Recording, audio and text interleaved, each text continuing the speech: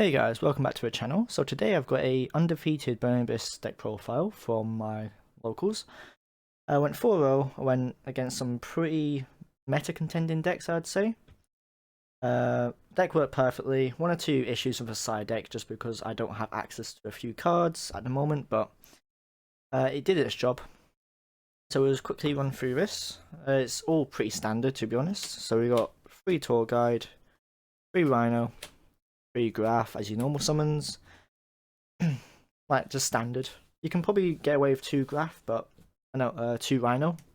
You do need 3 Graph though. But I think 9 is fine enough. And then 2 Seer. Any replace 3 Seer is I just don't think it's correct. But one thing I do think is correct is 3 Skarm. You don't want multiples of Seer, but you do want multiples of Skarm because Skarm will keep on getting you more resources every turn. Whereas Seer, if you draw it, it's just a dead card. It's just another BA name which you can't use.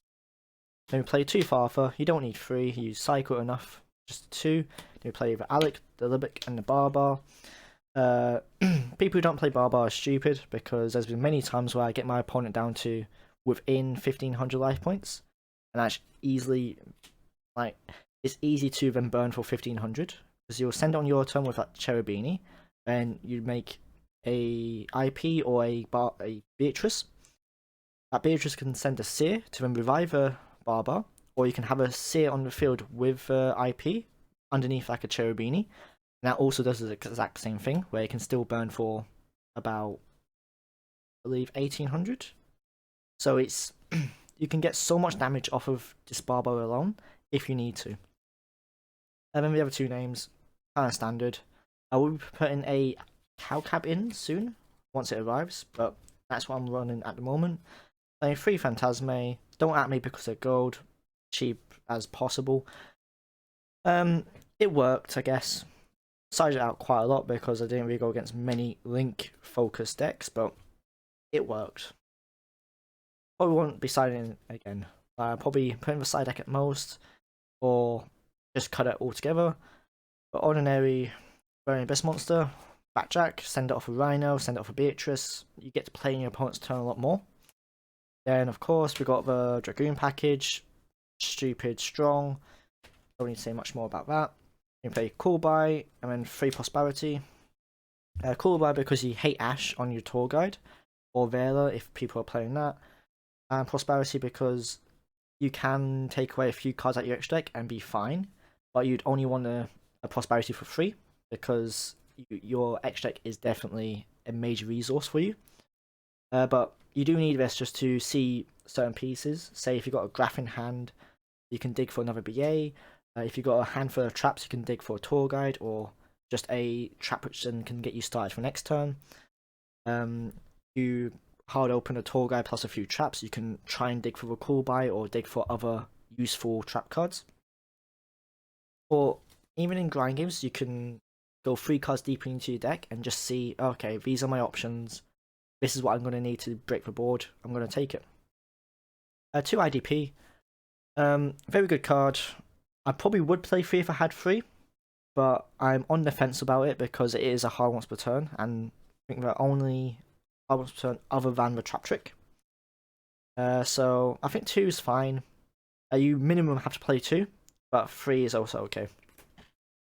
Then we go for board wipes, 3 Torrential, 3 Needle Sealing. Very strong cards, just clear the field. You end on Dragoon, Beatrice, Verte, send something off of Beatrice. You got 2 cards on the field which you don't really need, so that means that as soon as your opponent summons a monster, Needle Sealing's live, so you kill them there, or you just Torrential them, and you don't care about the Beatrice or the Verte. They're only there for link fodder after that. Then we go 3 Fiend Griefing. I think the main reason to play this deck right now is Fiend Griefing. Just the ability to interrupt the graveyard and also send a Backjack to get you another trap, send a Skarm to get you a start for next turn, send a Far for interruption, and a Seer for recursion. It is absolutely insane the amount of pluses you can get from the Fiend Griefing. Then for the 2-for-1 removal cards, 2 Karma Cut, 3 Dynamiscus, kind of standard. I've been tempted to play Phoenix Wing Moonblast, but while Eldritch is in the format, kind of like the Karma Cut, just to try and get rid of all their copies. Free trap trick searches all your normal traps, which you play a hell of a lot of them, so you should always have targets. Yeah. Probably would play 2 of it if it was a smaller deck count, but at this size, 3 is fine. Play 2 strike, 1 order.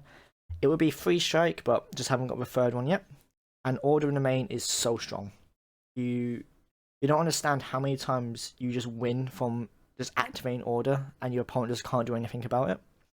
I think in the tournament I opened it 3 times, and then 2 times in 1 match, which was crazy. Yeah, it won me for 3 games I played it.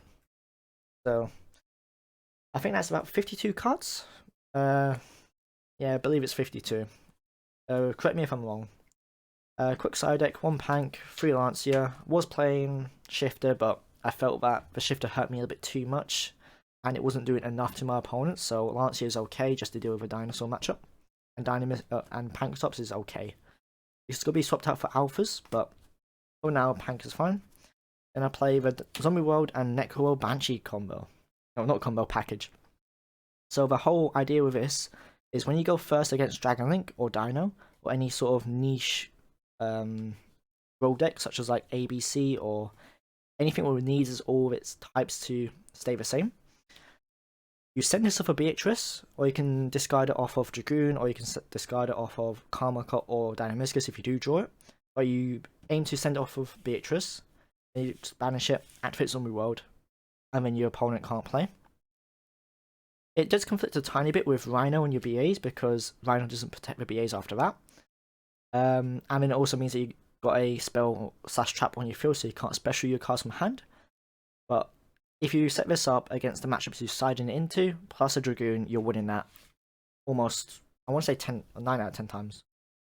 Duster was amazing actually. Drew it twice when I needed it, and it was crazy.